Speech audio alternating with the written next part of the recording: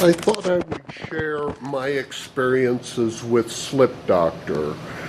First, I checked the available internet YouTubes and found that there appeared to be 4 different types of Slip Doctor products. I was unsure which one was for me, but looking on Amazon, it seems like only the Stone Grip was available. Our bakery's in Denver, Colorado, where we get a lot of snow and have a clientele that much of are elderly people. Our temporary solution has been to put all these rugs on the floor because our ceramic tile gets extremely slippery when wet. People bring snow on their shoes and that melts off, and I can't tell you how slippery this floor is.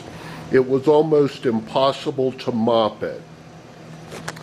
My first question was, does Slip Doctor work? Let me say unequivocally it does. We have 3 different types of flooring here.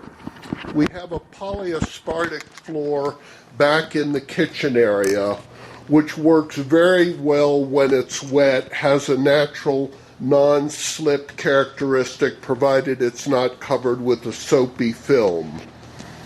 We actually have 2 types of ceramic tile.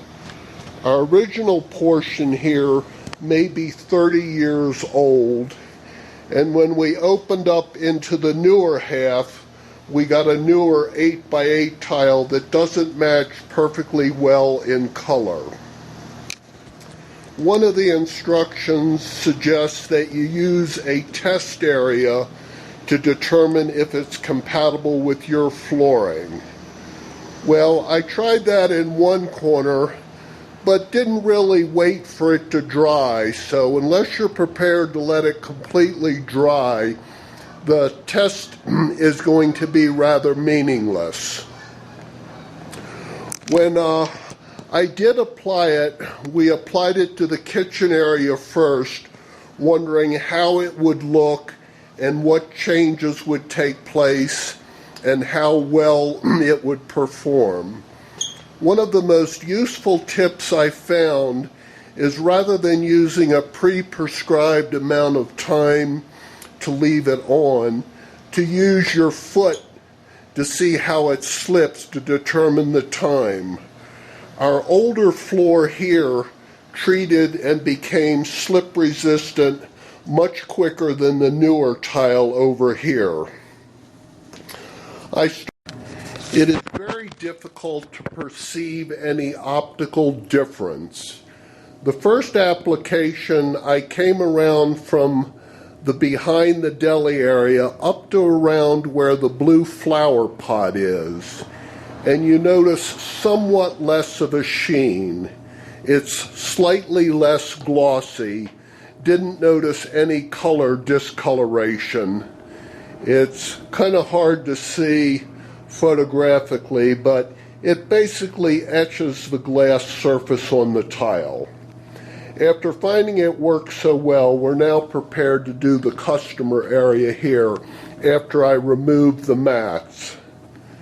The one mistake I made in the first application is I was worried about the neutralizer, so I figured, well, I'll make 2 gallons of that. 4 tablespoons of baking soda is cheap enough.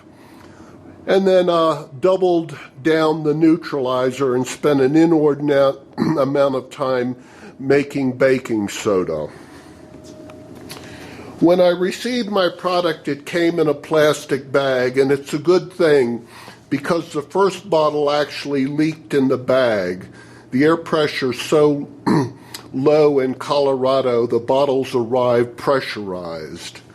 Another big concern I had is that this product is so aggressive it can etch glass. I didn't want it ruining my high-priced bifocals, my fancy wristwatch, cellular phone. I'm even a little worried about my camera, but I haven't opened up anything yet. I'll put this away before I start. A cheap $13 sprayer is essential, and then I use a scrub brush. I find it works very well the slight sheen of the floor that's missing. You can see beyond, we still have a sheen, but it's not enough, and it certainly eliminates the dangerous slipping of the floor.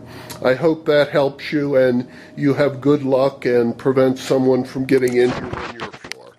I'm glad I used this product. Thank you.